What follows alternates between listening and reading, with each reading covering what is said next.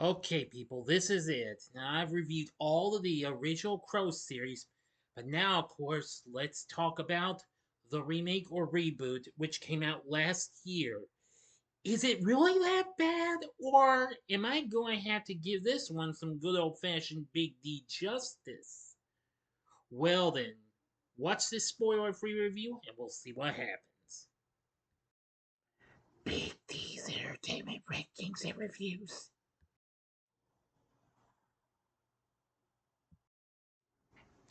So, greetings, my fellow YouTubers, and welcome to Big D's Entertainment Rankings and Reviews.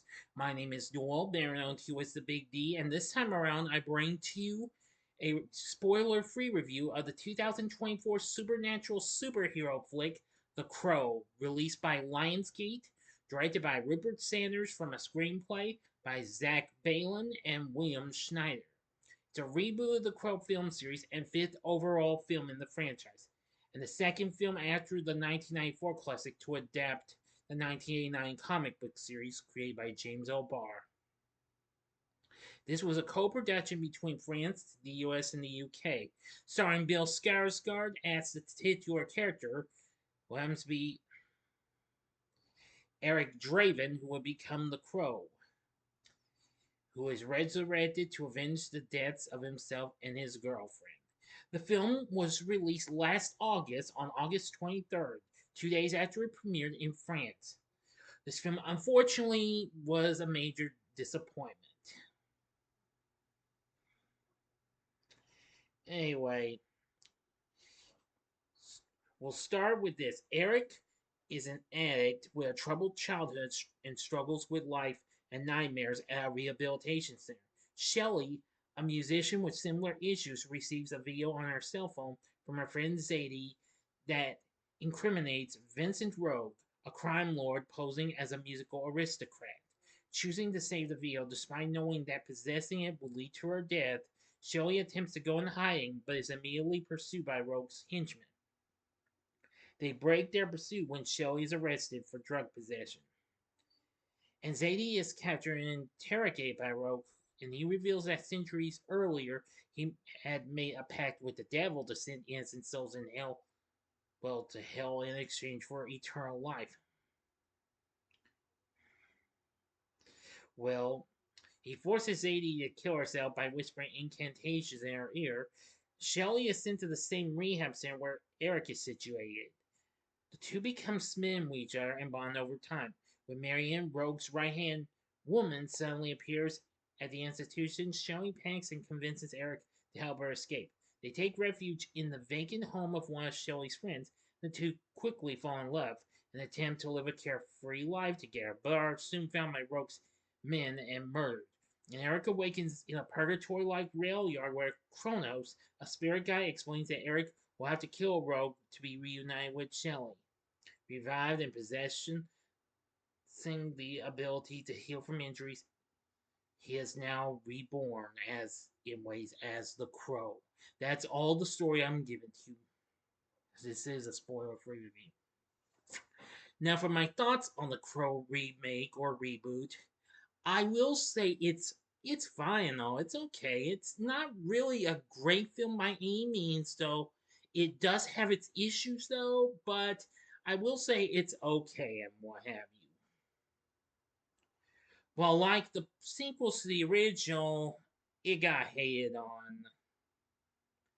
Now, first off, the director of the film is Rupert Sanders, who also directed Snow White and the Huntsman, which I have yet to review that, as well as the live-action Ghost in the Shell film with Scarlett Johansson, which I haven't seen yet. But anyway, he does okay with the direction. The story's okay too. I mean, while I do appreciate it having a little dark feel to it, what have you, in some parts, and I do like some of the bits of action in it, especially one that occurs at a theater, but, well, during a little bit of an opera, or something like that. Yeah, which I think that's one of the few things that really saves this film and what have you. But anyway, yeah, I was right, an opera house actually. But anyway, which I thought was the good part, but I'm not telling you how that goes because this is a spoiler-free review, you know. Well, anyway, I am gonna say that this is an okay Crow film.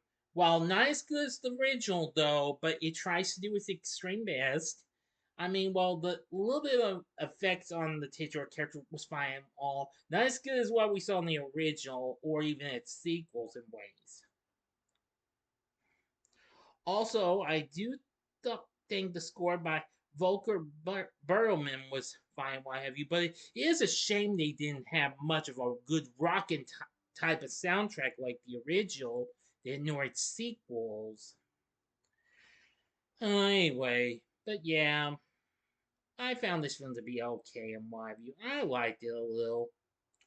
Anyway, this film bombed at the box office, unfortunately, failing to only make 24 million worldwide on its $50 million budget. Now, even though there's a possible sequel, according to its star Bill Skarsgard, who I'll get to in a moment, said the original ending for the film was changed by the filmmakers, which I won't tell you, to invoke the possibility of a sequel despite his reservations. Well, despite this film bombed, we'll see what happens. I'm pretty sure it's unlikely and what have you, but anyway.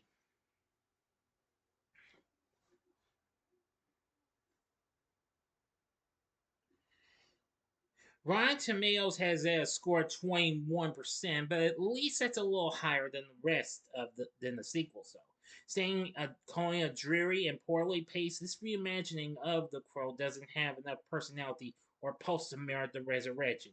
Well, true, it does have some pacing issues as well. Metacritic has a score of 30. Audiences polled by Cinema Score gave it a B minus, while those at Post Track gave it a 47% overall positive score, with 36% saying they would definitely recommend it. Well, anyway, I really won't talk about much of anything else, but everyone just wasn't impressed. Now, however, a mixed review in The Ringer, however, concluded saying, while the Crow reboot, like any film, ought to be viewed with an open mind, it's hard not to feel like the franchise should have ended with the original film's send off. However, one person for RogerEbert.com offered qualified praise, saying, writing that for all its disappointments and missteps, including a lack of imaginative compositions and some muddy or milky nighttime photography, the movie's got something, a specialness, an aura, or maybe just an obvious purity of intent that ought to inoculate it against charges that it's just a cash grab remake. Well, factually, yes. But as I said, this film bombed big time. A lot of people just didn't like it. Same thing with some of the people who worked on the original. They are still alive. Director Alex Proyas, he was not impressed. Same with Rochelle Davis, who played Sarah. Well, they refused to see this out of respect for Brandon Lee's legacy. And Sophia Shinas, who played Shelley in the original, also expressed disappointment, while Ernie Hudson, who played Sergeant Albrecht, expressed mixed feelings. The film got nominated for 2 Razzies for Worst Remake, Ripoff, or Sequel, and Worst Supporting Actress, but didn't win.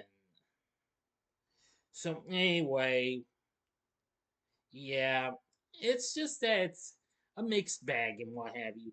Bill Skarsgard, who of course most people would remember him from the It films, as well as also in Barbarian and Nosferatu. Well, he does okay as Eric. He's nowhere as good. Well, he's no Brandon Lee by any means.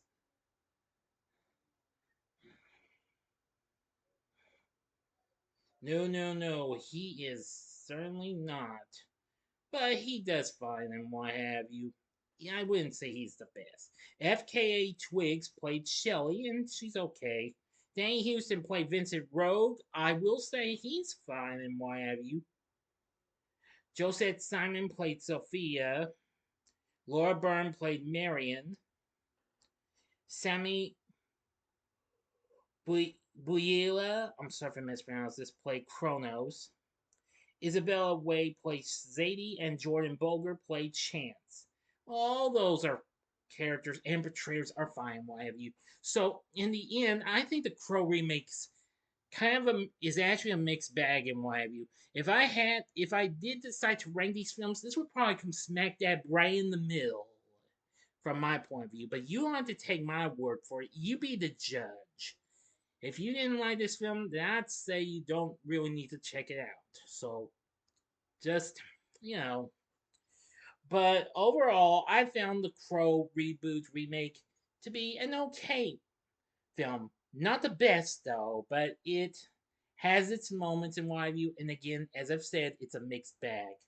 The cast is fine, what have you. Story's okay, direction's okay, score is fine, and and that's that.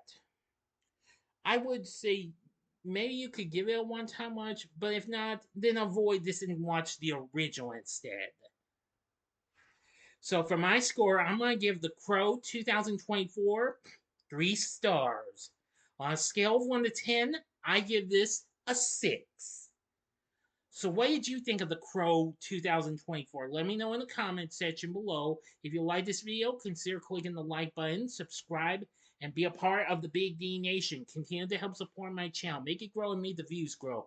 Tell all your friends about my channel. Give them to know me. Maybe they'd like to be a part of my Big D Nation. Share my vids with your friends if you like. And join me next time later tonight when I will do the next Wide World of Game Shows episode on High Rollers. So if you like this, check out my spoiler-free reviews of these other 2 films that Bill Skarsgard had recently done. In the upper left-hand corner is my spoiler-free review of Barbarian from 2022, or go to the upper right-hand corner and see my spoiler-free review of his recent hit Nosferatu also from last year in 2024, which did much better than this film did. Or if you would like to revisit the original series, if you've already seen them or you haven't, check out my Crow playlist featuring the original and its sequels. And the bottom right hand corner is the button you can click to subscribe. If you like rankings and reviews on movies, TV, music, video games, etc., then I'm your guy. Thanks for watching. Until next time, I'm the Big D saying, see ya.